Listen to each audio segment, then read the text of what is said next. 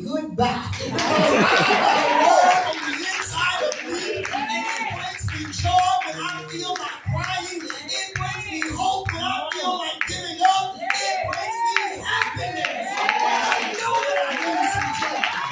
I'm glad today to let you know that Peter sits down and he speaks the word, and he simply says, "Be not weary in your well-doing." I'm glad today to know that there are times that we get weary on this journey. There are times that we want to throw in the towel. There are times that we say, "I cannot go any further." But I'm glad today to know that I don't have to get weary in well-doing, because I understand that I may be crying right now, but weeping may endure for a while. But joy comes in the morning. I'm glad today to know that I have a friend in Jesus. He sticks closer than any brother. When you walk away from me, I can stand and say, "I ain't got to get weary in my well-doing." When you look at me and roll your eyes, I ain't got to get weary in my well-doing. When folks say that I'm nothing just like everybody else, I ain't got to get weary in my well-doing. When the doctor said that I've got 6 months to live, ain't got to get weary in my well-doing. I'm glad today to know that I don't have to be weary in my well-doing, because I know that with a shadow of a doubt, if God said it, He's going to bring it to pass. And I know that He said in His word that I shall reap my joy if I don't faint. I'm glad today that as I'm walking through this thing called life, as I walk this thing called life, they say what they want to about me, but I ain't got to get weary in my well-doing. If I smile at them, they gon' smile at me, but I ain't got to get weary in my well-doing. When I'm looking at them and they look at me, I know they're already saying something bad, but I ain't got to get weary in my well-doing.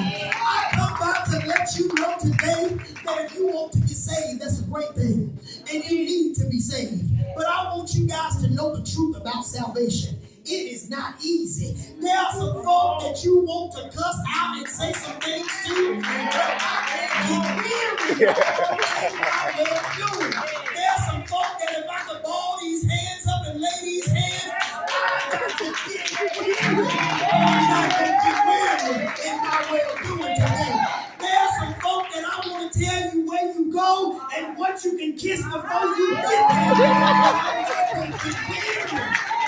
I'm glad today to know that greater is He that is in me than he that is in the world. I'm glad today to know that when I tell you God loves you, and there's somebody coming behind me, and they're telling you this, that, and the other, I ain't got to get weary in my well-doing. And I'm glad today, Mabel, that I don't have to get weary in my well-doing, because you see why I don't have to get weary in my well-doing? You see, because over 2,000 years ago, there was a man named Jesus. They arrested him, but he didn't get weary in his well-doing. I want you to understand today that they took him and they marched him up a hill called Calvary, but he did it because he didn't want to get weary in his well-doing.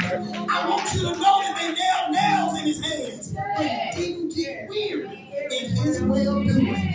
I want you to understand today that they nailed nails in his feet, but he didn't get weary in his well-doing. I want you to know that they mocked him and they gambled for his clothes, but Miss Sheila, he didn't get weary in his well-doing. They laid him in a borrowed tomb, but he didn't get weary in his well-doing. Day 1 passed, but he didn't get weary in his well-doing. Day 2 passed,